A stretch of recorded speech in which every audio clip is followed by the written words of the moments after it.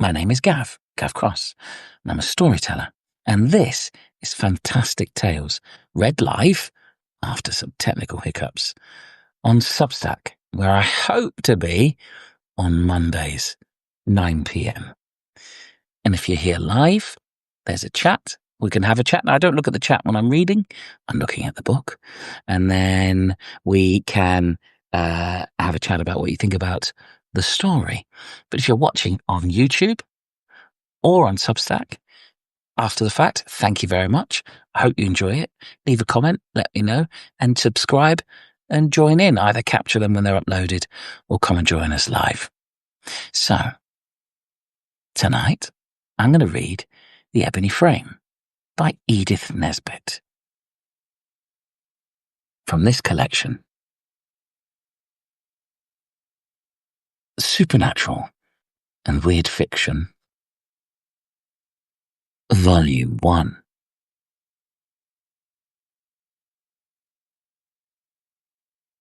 The Ebony Frame.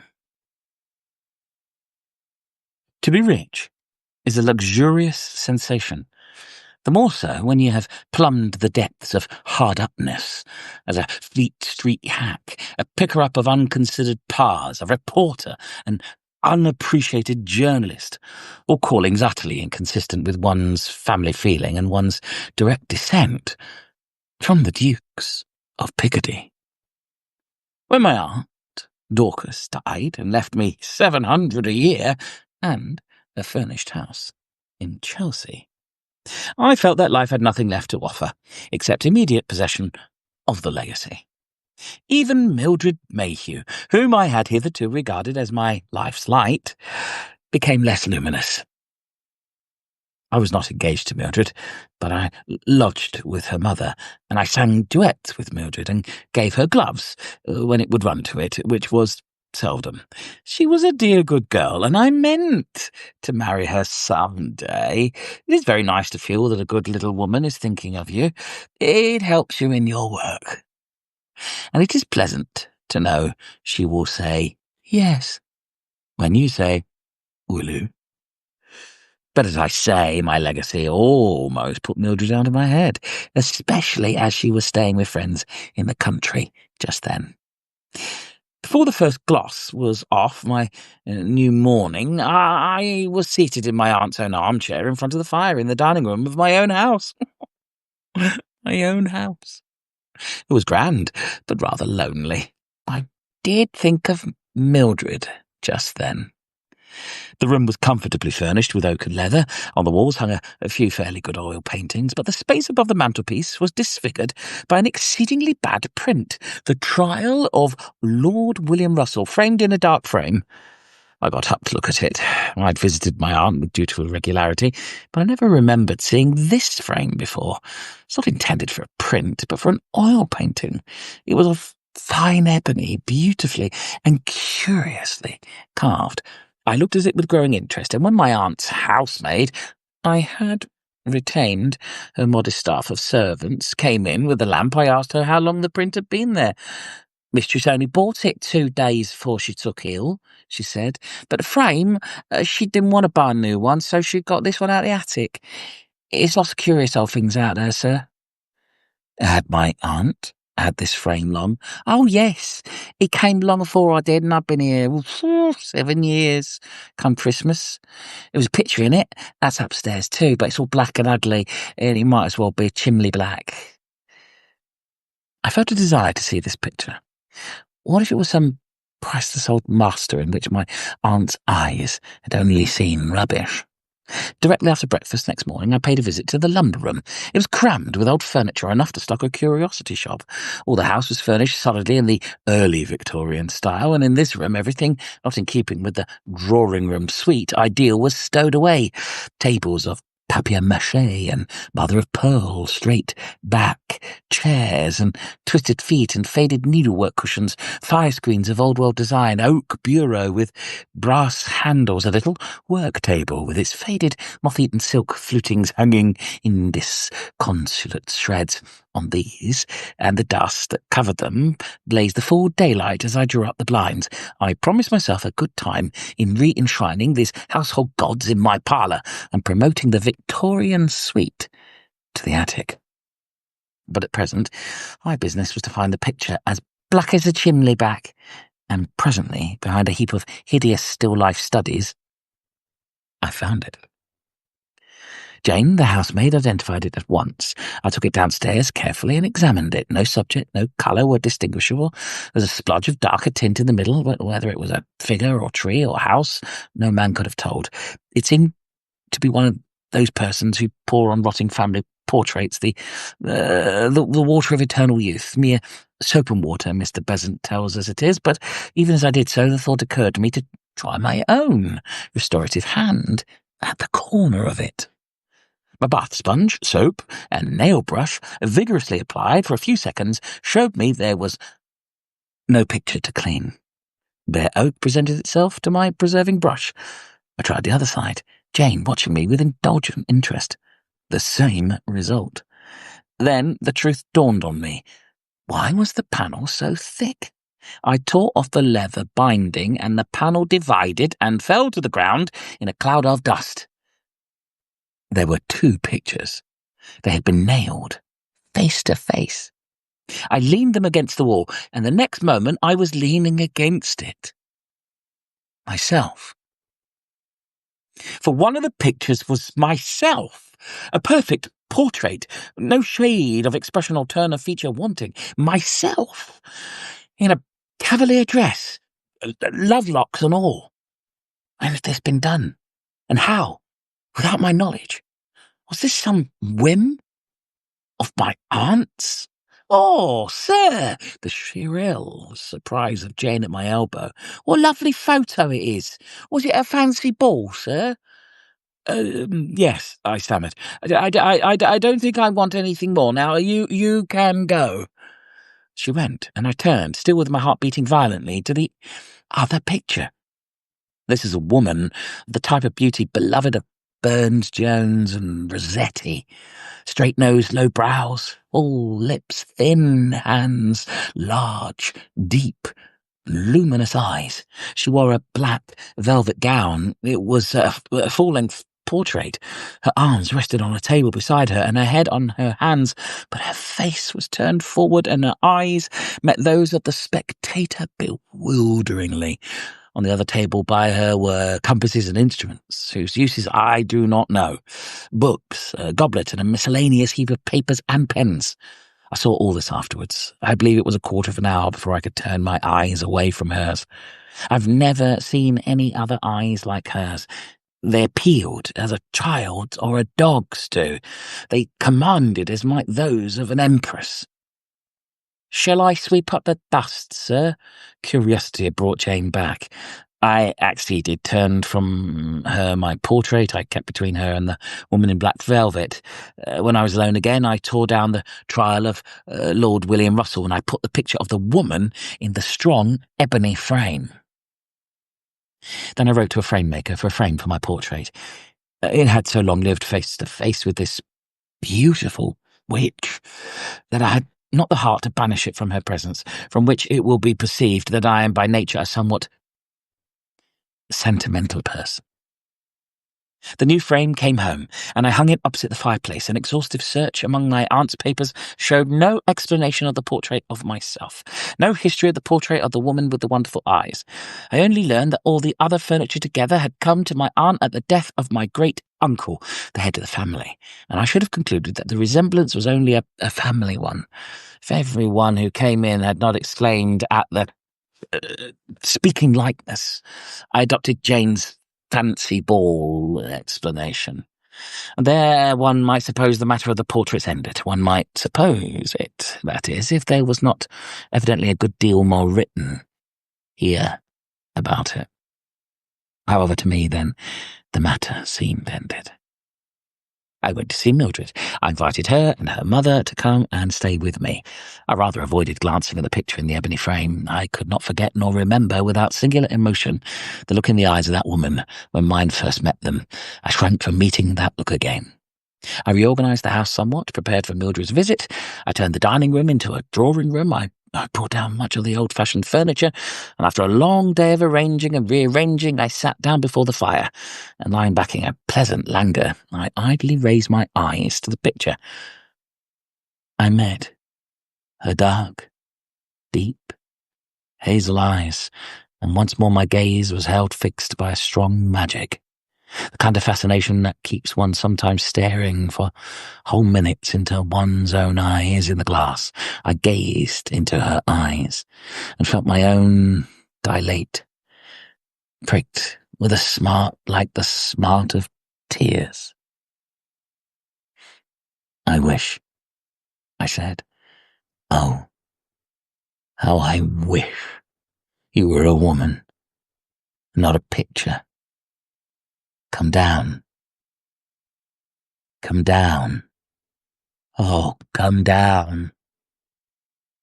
I laughed at myself as I spoke, but even as I laughed, I held out my arms. I was not sleepy. I was not drunk. I was as wide awake, as sober as ever I was a man in this world, and yet, as I held out my arms, I saw the eyes of the picture dilate, her lips tremble. If I were to be hanged for saying it, it is true. Her hands moved slightly, and a sort of flicker of a smile passed over her face. I sprang to my feet. "This won't do," I said aloud. "Firelight does play strange tricks. I have a lamp." I pulled myself together and made for the bell. My hand was on it, and when I heard a sound behind me and turned, the bell still unrung. The fire had burned low, and the corners of the room were deeply shadowed, but surely. There, behind the tall, worked chair, was something darker in the shadows. "I must face this out," I said, "or I shall never be able to face myself again." I left the bell. I seized the poker, battered the dull coals to a blaze, and I stepped back resolutely and looked up at the picture. The ebony frame was empty. From the shadow of the worked chair came a silken rustle. Out of the shadow, the woman of the picture was coming towards me. I hope I shall never again know a moment of terror so blank and absolute I could not have moved or spoken to save my life.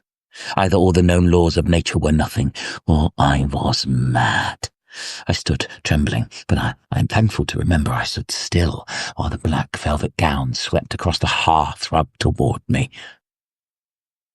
Next moment, a hand touched me. A hand, soft, warm, and human. And a low voice said, "You called me. I am here."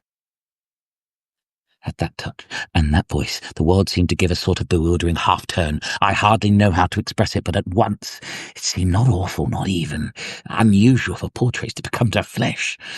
Only most natural, most right, most unspeakably fortunate. I laid my hand on hers. I looked from her to my portrait. I could not see it in the firelight. "We are not strangers." Oh no. Not strangers. Those luminous eyes were looking up into mine. Those red lips were near me, with a passionate cry, a sense of having suddenly recovered life's one great good that had seemed wholly lost. I clasped her in my arms. She was no ghost. She was a woman.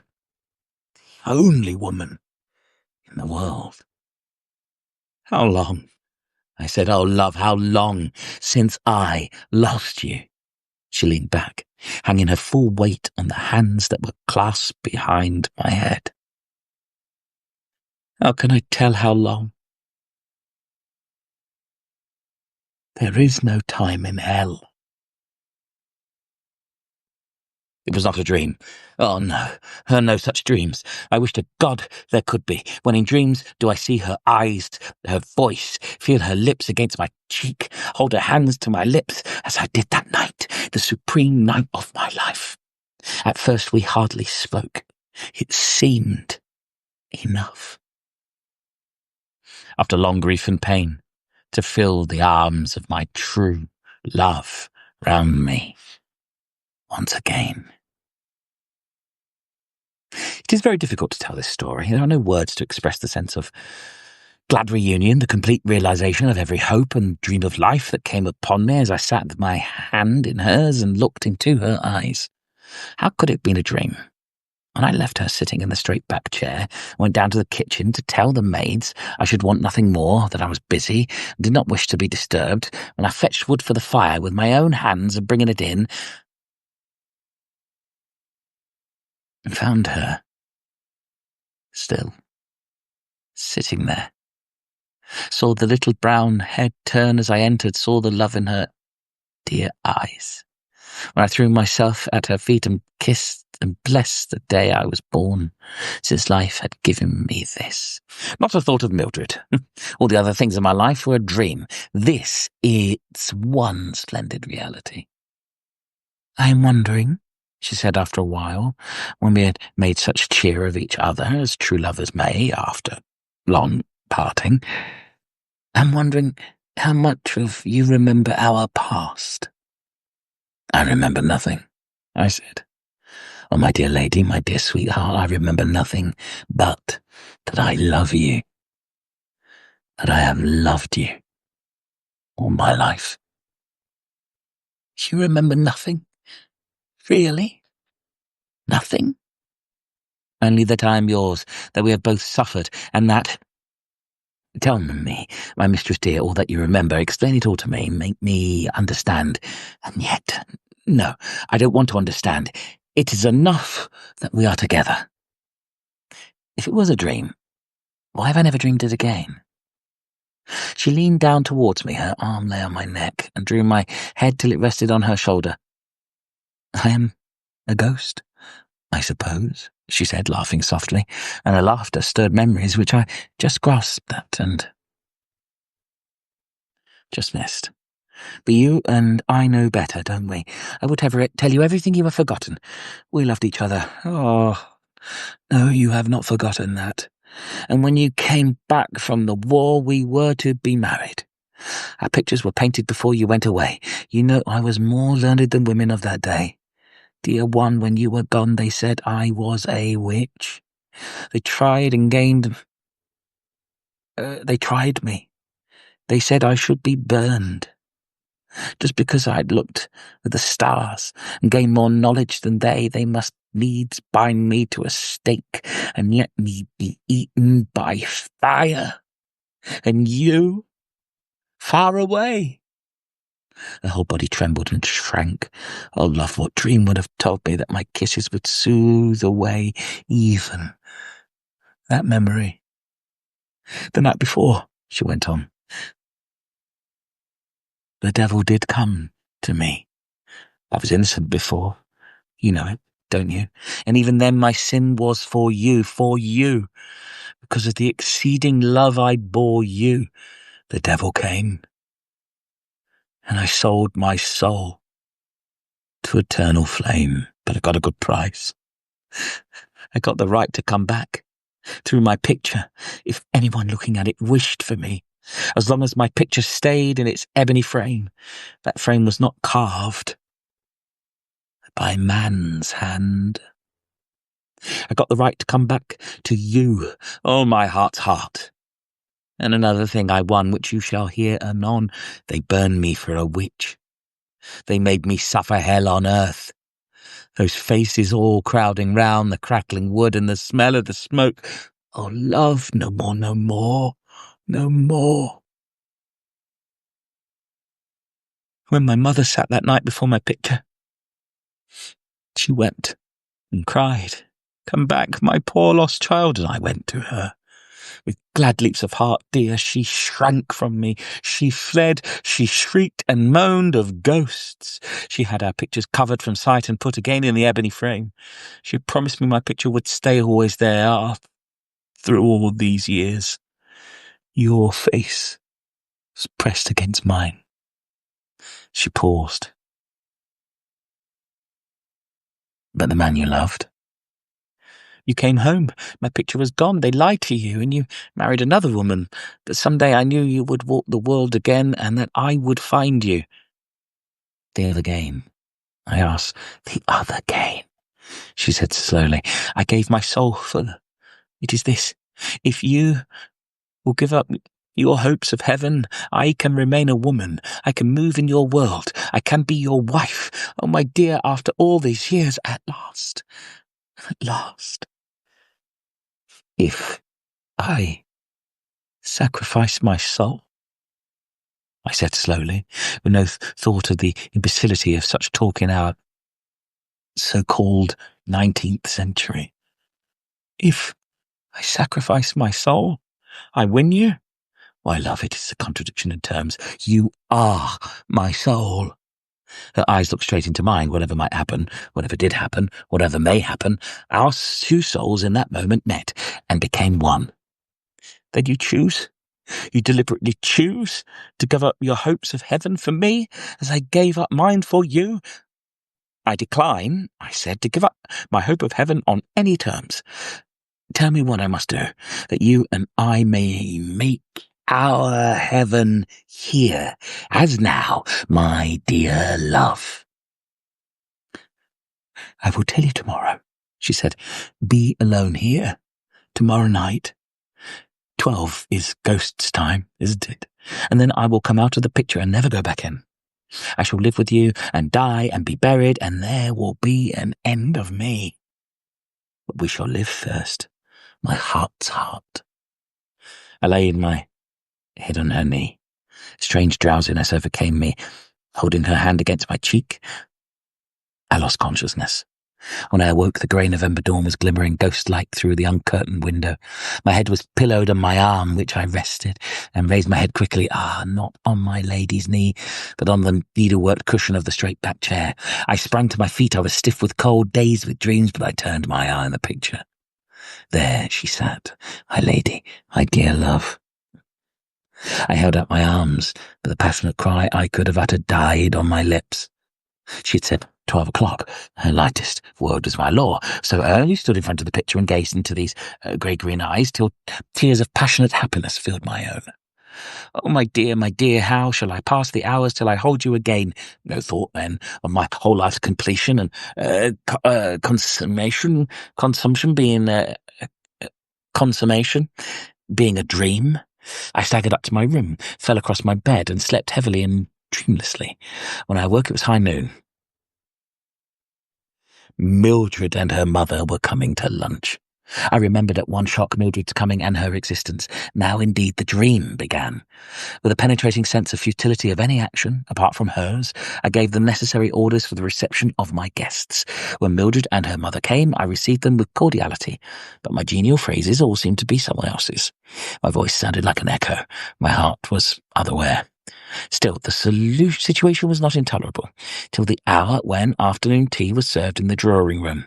Mildred and her mother kept the conversational pot boiling with a profusion of genteel commonplaces, and I bore it, as one could bear a mild purgatories when one is in sight of heaven. I looked up at my sweetheart in the ebony frame, and I felt that anything that might happen, any irresponsible imbecility, any bathos of boredom was nothing if, after all, she came to me again. And yet, when Mildred too looked at the portrait and said, "What a fine lady. One of your flames?" I had a sickening sense of impotent irritation, which became absolute torture when Mildred, how could I ever have admired that chocolate box barmaid style of prettiness, threw herself into the high-backed chair, covering the needlework with her ridiculous flounces, and added, "Silence gives consent. Who is it? Tell us all about her. I am sure she has a story." Poor little Mildred, sitting there smiling serene in her confidence that her every word charmed me, sitting there with her rather pinched waist, her rather tight boots, her rather vulgar voice, sitting in the chair where my dear lady had sat when she told me her story. I could not bear it. "Don't sit there," I said. "It's not comfortable." But the girl would not be warned. With a laugh that set every nerve in my body vibrating with annoyance, she said, "Oh dear, mustn't I even sit in the same chair as your black velvet lady?" I looked at the chair in the picture. It was the same, and in her chair Mildred was sitting. Then a horrible sense of the reality of Mildred came upon me. Was all this a reality after all? But for a fortunate chance, might Mildred have occupied not only her chair, but her place in my life? I rose. "I hope you won't think me very rude," I said, "but I'm obliged to go out." I forgot what appointment I alleged. The lie came readily enough. I faced Mildred's pounce with the hope that she and her mother would not wait dinner for me. I fled. In another minute I was safe, alone, under the chill, cloudy autumn sky, free to think of my dear lady. I walked for hours along streets and squares. I lived over again and again every look, word and hand touch, every kiss. I was completely and unspeakably happy. Mildred was utterly forgotten. My lady of the ebony frame filled my heart and soul and spirit. As I heard 11 boom through the fog, I turned and went home. When I got to my street, I found a crowd surging through it, a strong red light filling the air. The house was on fire. Mine. I elbowed my way through the crowd, the picture of my lady, that at least I could save. As I sprang up the steps, I saw as in a dream. Yes, all this really dreamlike. I saw Mildred leaning out of the first-floor window, wringing her hands. "Come back, sir," cried a fireman. "We'll get the young lady out right enough." But my lady! I went up the stairs, cracking, smoking, and as hot as hell to the room where her picture was. Strange to say, I only felt that the picture was a thing we should look to, look on, and through long, glad, wedded life, that this was to be ours. I never thought of it as being one with her. As I reached the first floor, I felt arms round my neck. The smoke was too thick for me to distinguish features. "Save me," a voice whispered. I clasped the figure in my arms and with a strange disease bore it down the shaking stairs and out into safety. It was Mildred. I knew that directly I clasped her.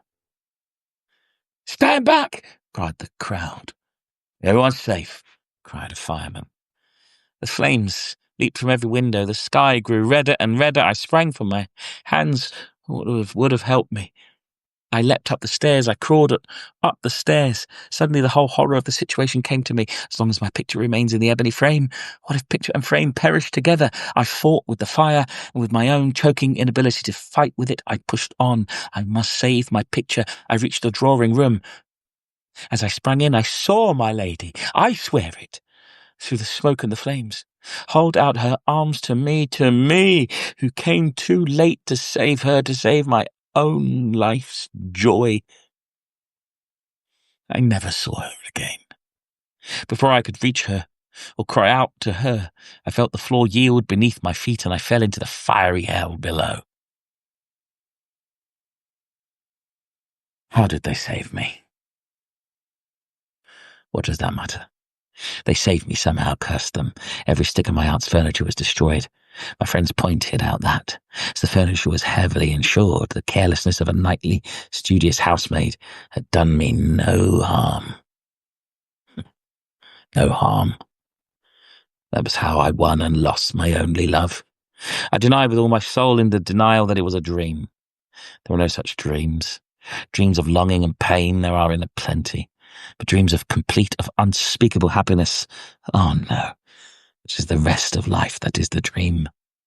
But if I think that, why have I married Mildred? And grown stout, dull, prosperous. I tell you, it is all this that is the dream. My dear lady only is the reality. And what does it matter what one does in a dream?